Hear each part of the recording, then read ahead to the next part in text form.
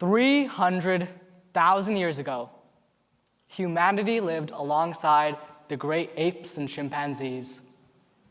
Now, we rule the world. What propelled us to the top of the food chain? And more importantly, can we harness this power to propel our evolution even further? From mental health to education to AI to communication, today I want to introduce you to the future. The future of technology, the future of society, and the future of humanity. But before I do all that, we need to take a step into the past. I was 13 years old, and I was sitting on a fluffy cloth couch next to my parents. In front of us was a psychiatrist who was explaining that I had obsessive-compulsive disorder. She was talking about the diagnosis and the treatments and the cost, but all I could think about was when. See, I'd suffered with OCD for years, but it had become exponentially worse during the pandemic. If I didn't get treatment soon, I feared it might reach a point of no return. Coming back from the appointment, we immediately started reaching out to psychiatrists. 12 months, 18 months, 2 years. These were the common availabilities. What's worse? The cost was anywhere from $20,000 to $500,000. Mental health care demands continue to grow and providers continue to shrink. A crisis is underway and the system is collapsing. Millions are being left with excessive costs or simply no treatment at all. The system is breaking down because we are viewing this as a human problem and not a technological one. We've seen this pattern many times before. In the latter half of the 1800s, a fever of westward expansion swept the nation. Young settlers would take to the open roads and explore new swaths of land. As these settlers undertook the long and arduous journey, those who survived wanted to communicate what they saw back home. This increase in communication demand caused the volume of mail to grow 16 times faster than the US population. The mail system wasn't built for that amount of demand, and it buckled under heavy pressure. When the US government was looking for a solution to this problem, they reached out to several professors at the top of their field. All but one responded talking about implementing current technology. All but a man named Samuel Morse. Now, Morse was just an art professor at NYU, but on an oceanic voyage, he had a brilliant idea. Instead of implementing the current technology that others recommended, which were systems of light-based devices, Morse had the idea to invent a telegraph. The solution wasn't more mailmen or more of the current system, it was the telegraph. Similarly, in 1845, when the US was expanding west, the large number of settlers didn't prompt the increase of horse and buggies, but railroads. When human problems face enough strain, technological advancements are willed into existence. So what's the solution here? The solution isn't more psychiatrists or more therapists. Though that would help, it truly doesn't solve the problem. For this bottleneck, technology is needed. A niche type of technology that most people haven't heard of. A type of technology that is still mostly used in research settings, but a technology that has the potential to disrupt everything. This is neurotechnology. My journey with OCD led me here. As a researcher and developer of neurotech myself, I create devices like these. Neurotech is our way to bridge the gap between a mind and a machine. With neurotech, the brain becomes as simple as a system of inputs and outputs, and technology becomes a method to interact with it. These are brain-computer interface devices, also known as BCIs. They work by reading the signals in your brain using electrodes, processing these signals using software, and sending information back. Your brain is like a computer. The firing of neurons can be represented through zeros and ones. By stimulating different neurons, you can change your perception of the world.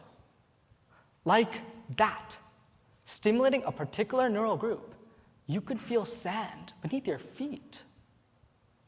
This means we can program our brain like we do a computer.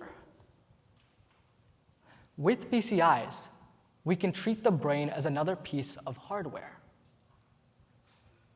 BCIs allow us to treat the root of the problem, the brain. While I was eventually able to receive OCD treatment, the lack of accessibility and affordability led me to believe that neurotech was the future of care. For OCD specifically, a treatment called deep brain stimulation can be used. In this treatment, electrodes are surgically implanted into specific parts of the brain. These portions of the brain are then stimulated using the electrodes to lessen symptoms. By rewiring the hardware of the brain, we can eradicate OCD. In fact, a report published by researchers in France found that 92% of OCD patients responded with a reduction in symptoms. Currently, treatment costs for OCD range from $20,000 to $60,000 on average. So if deep brain stimulation can provide an alternative, low-cost solution, we can finally start to democratize OCD treatment. Neurotech also vastly increases the accessibility of treatment as well. In the US, patient-to-therapist ratios range from 190 patients for every one therapist in the best states to 450 patients for every one therapist in the worst. There is a massive shortage of available professionals. But with neurotech, we can reimagine a future in which treatment is available through devices as cheap as a toothbrush and as accessible as a smartphone.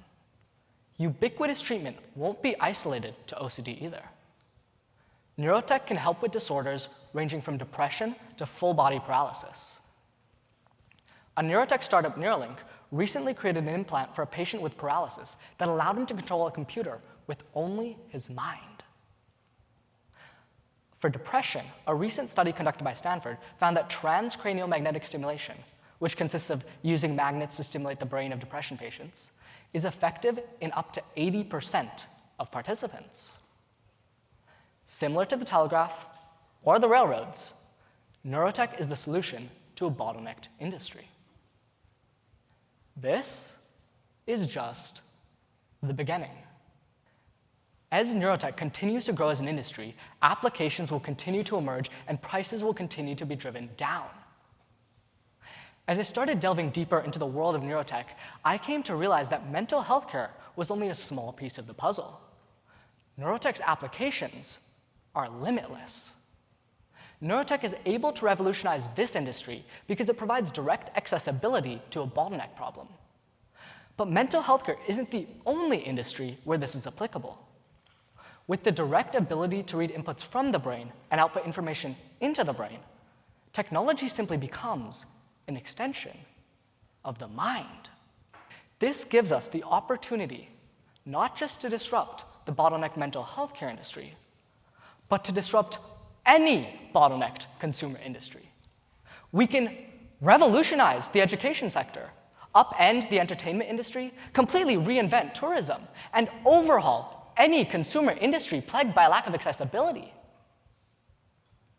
As a student myself, I've seen one of the biggest bottlenecks, the education industry.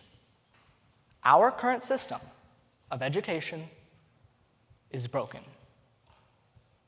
It's bottlenecked by the same constraints as the mail system, healthcare system, and all the others. Too much demand and too little accessibility. The need for a quality education around the world continues to increase at a rapid pace. And as automation replaces blue-collar jobs, education serves as the only protection. In developing countries, this is especially true. Countries like China and India, which traditionally relied on low-skilled labor, are increasingly seeking to modernize their workforce. Unfortunately, many developing countries simply lack the infrastructure to supply this education. The problem isn't lost here in the US either. With the rapid pace of innovation, many workers are finding themselves unable to upskill quick enough. This is most clear with the recent trend of AI disruption. Everywhere we look, the problem remains the same. Too much demand and too little accessibility. But what if we could solve this with neurotech? With direct access to the brain, education through neurotech could be as simple as the press of a button. With a matrix-style information download, we could receive quality education in any subject, anytime, instantaneously. This isn't just a piece of science fiction anymore. Researchers at the University of Washington have already created a proof-of-concept model. These researchers created a system known as BrainNet. With BrainNet, subjects were able to work together telepathically to play a game of Tetris. In this experiment, two subjects known as the senders decided whether or not to rotate a Tetris block. This information was then captured using electrodes and sent to another subject known as the receiver. The receiver's brain was stimulated with magnets to communicate the decision of the senders.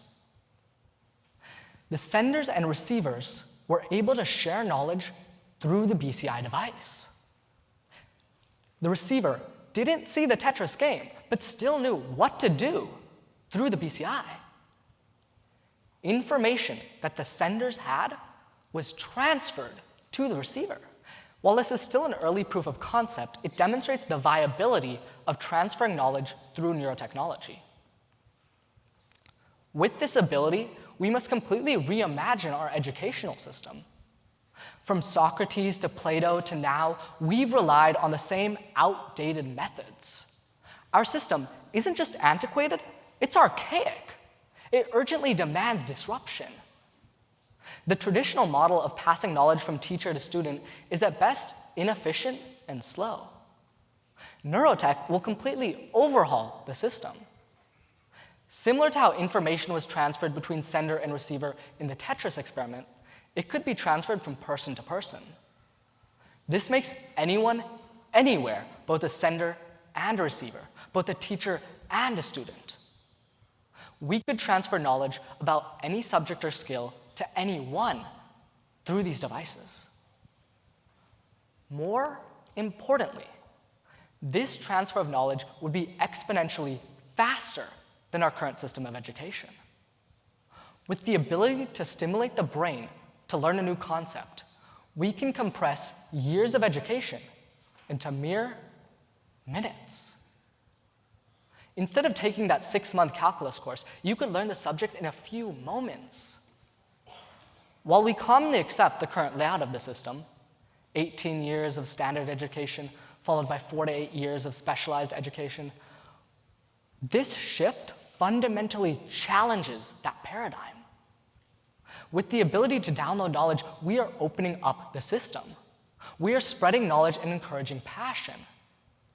With this disruption, we must completely reimagine how we educate future generations.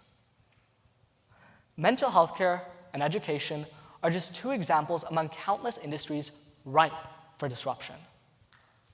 While neurotechnology can revolutionize the mental health care market, education market, and any other consumer market with too much demand and too little accessibility, one of the biggest potential disruptions isn't a market at all.